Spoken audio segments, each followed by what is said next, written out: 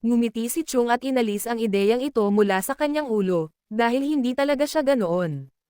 Hindi pa niya nakita ang sino man sa kanila sa 80 taon ng kanyang buhay. Habang binubunot ang kanyang sword, naisip niyang may mga tao lang na mahina ang presensya, at sa makatuwid ay mas mahirap maramdaman ang mga ito, bagamat ang presensya nito ay especially mahina, bigla niyang nakita ang refleksyon nito sa kanyang talam, at tinawag niya ang kanyang pangalan. Nakalimutang huminga ni Chung, para siyang nakakita ng multo. Sa sobrang takot, sumigaw siya ng mas malakas. Hinawakan niya ang kanyang heart habang halos mawala ang kanyang heartbeat. Sinisigawan siya nito, na sinasabi sa kanya na ipaalam ang kanyang presensya bago siya lumitaw habang tinatakot siya nito, ngunit tahimik itong nakatingin sa kanya. Ipinaalala niya sa kanya na siya ang kanyang senior at siya ang kanyang junior. Walang ingat, tinanong ni Chung kung ano ang dapat niyang gawin tungkol dito. Binanggit niya na dapat itong maging magalang sa kanya. Habang tinatawag siya ng kanyang senior na si Jung sa kanyang isipan, sinisigawan siya nito, nagtatanong kung bakit. Siya ay patuloy na sumusunod sa kanya sa paligid. Nagalit si Aisel at tinanong siya kung ito ang paraan na dapat niyang itanong. Naiirita si Chung ngayon, ngunit pinalambot niya ang kanyang tono at muling nagtanong sa kanya. Iniisip niya na kapag nakita siya ng kanyang nakatatandang kapatid sa ganitong estado, gamulong-gulong na siya sa sahig habang tumatawa. Hindi niya akalain na aasahan siyang formal na kakausapin ang isang napakabata. At ang pag-iisip na ito ay nakakabasag ng kanyang katawan. Siya ay huminga upang magpahinga at iniisip na hindi mahalaga kung siya ay maganda, ang mga tao ay walang ideya kung ano ang iniisip niya. Biglang, binanggit niya ang isang sword technique. Hindi maintindihan ni Chung sa una kung ano ang kanyang sinasabi. Sinabi niya na pinag-uusapan niya ang sword technique, kung saan namumulaklak ang plums. Si Chung ay kumilos na walang alam at tumugon na wala siyang ideya kung ano ang kanyang pinag-uusapan. Binanggit din niya na baka nagkakamali siya sa kanyang nakita. Wala siyang alam sa ganoong bagay, kaya dapat niyang itigil ang pag-aaksaya ng kanyang pagsisikap. Hindi niya pinapansin ang mga salita nito at hiniling sa kanya na ituro sa kanya ang teknik na iyon. Natigilan si Chung nang marinig na saglit na katahimikan ang namayani sa lugar. Maya-maya, nagulat si Chung at tinanong siya kung ano ang sinabi niya. Hiniling niyang muli sa kanya na ituro sa kanya ang sword technique kung saan namumulaklak ang plums. Nagtataka si Chung kung iyon ang dahilan kung bakit sinusundan siya nito.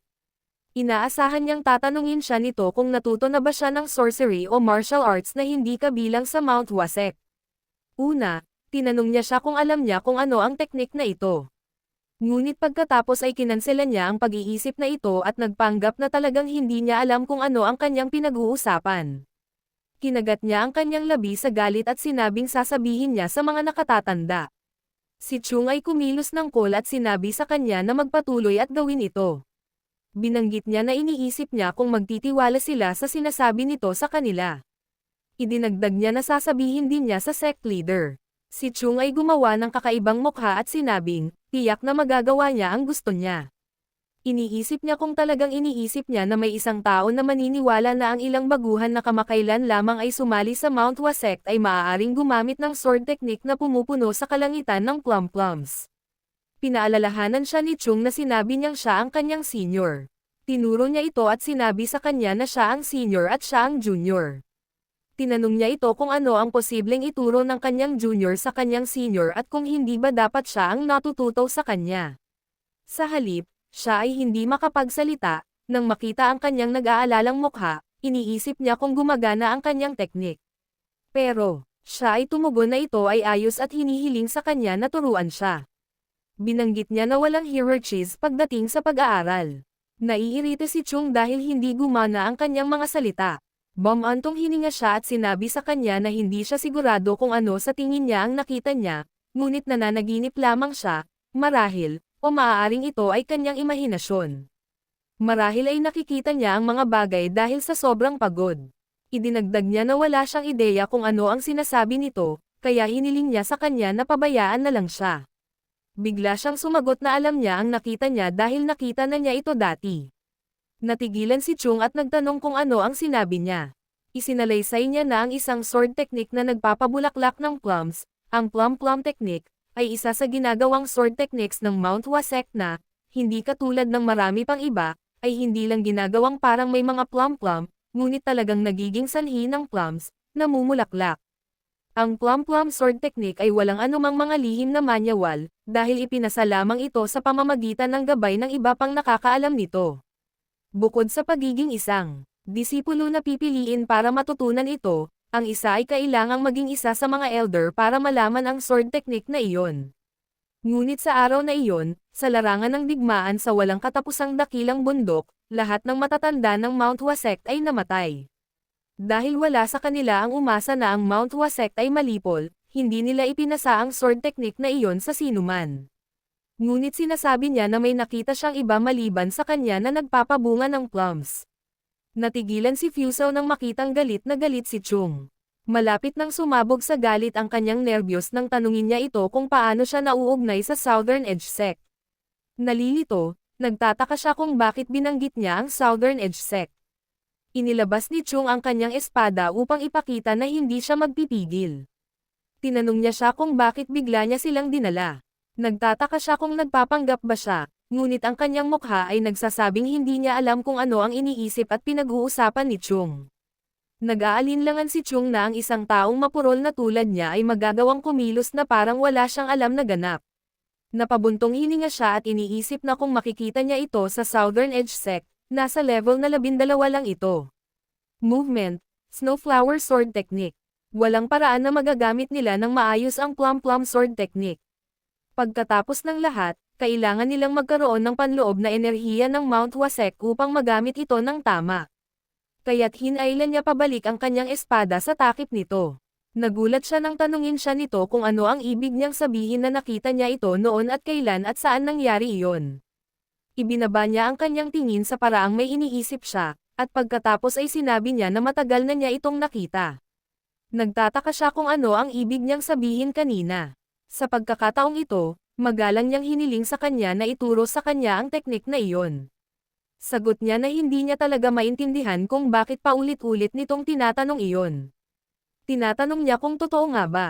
Nagulat si Chung nang makita ang kanyang reaksyon, at iniisip kung kumbinsido siya at kung sa wakas ay sumuko na siya.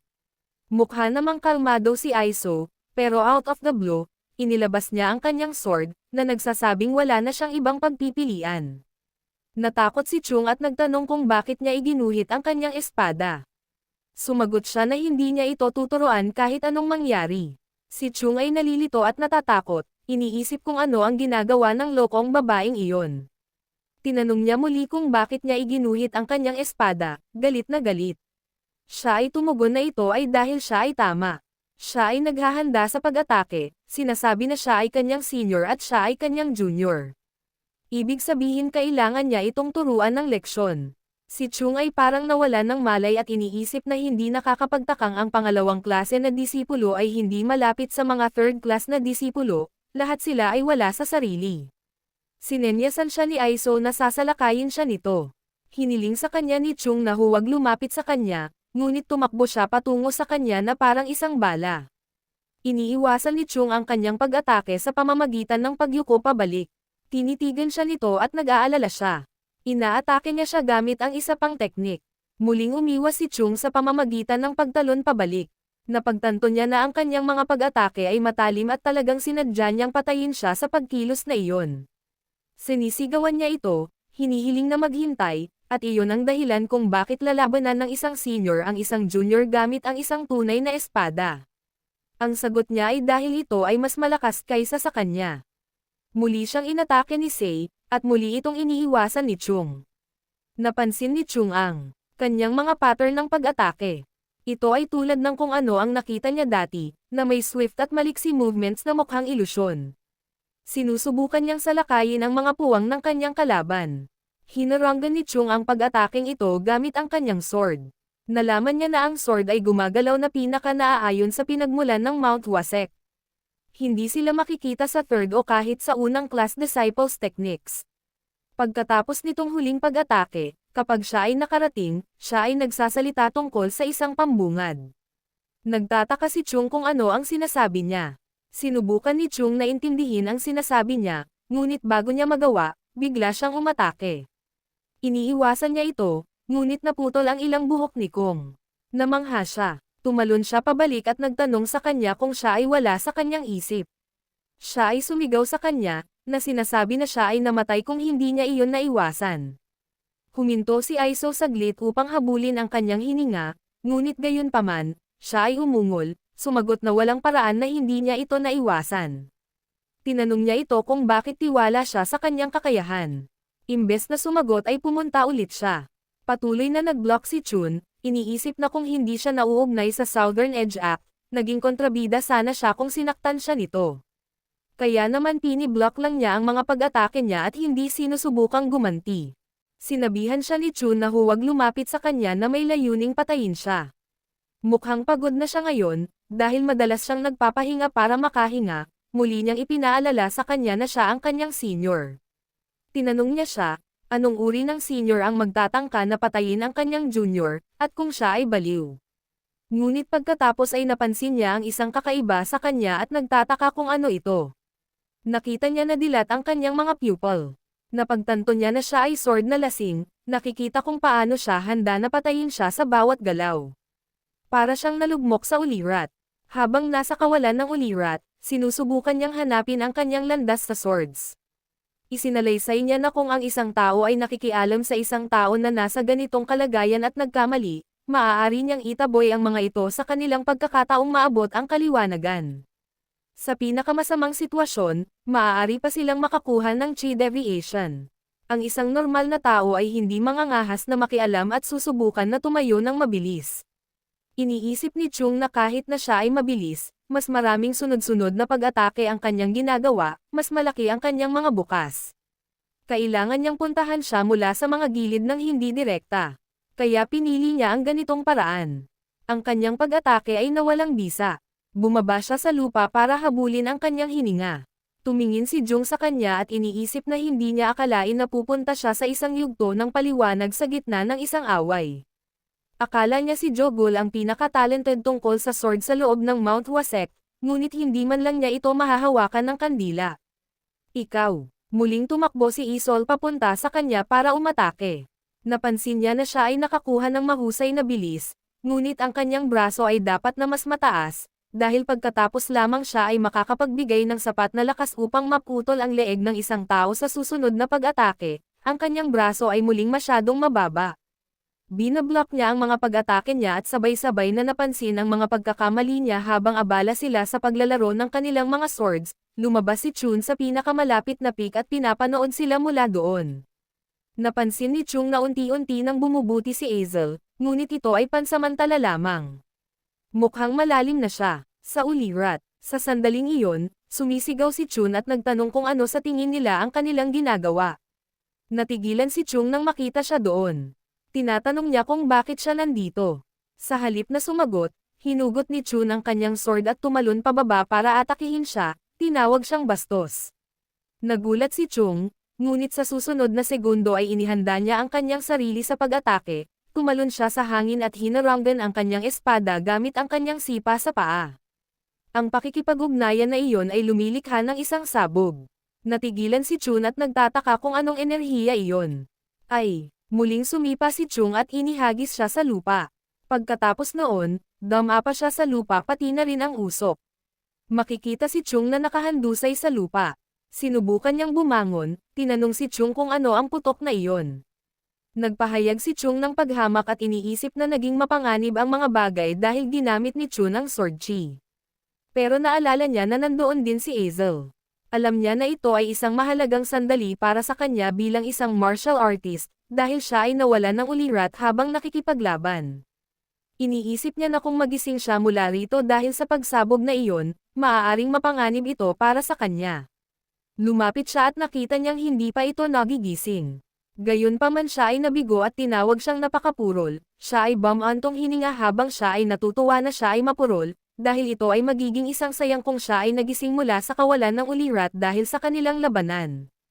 Samantala, tumayo si Chun at tinanong si Chung kung ano ang ginawa niya, at kung hindi niya alam kung gaano kahalaga ang kawalan ng ulirat sa isang martial artist, nagtataka si Chung kung bakit siya umatake kung alam niya iyon. Sinabi pa ni Chung na bagaman totoo na hindi niya gusto si Chung, hindi niya akalain na si Chung ay magiging isang hanggal na subukan at guluhin ang kanyang senior, na nasa ulirat.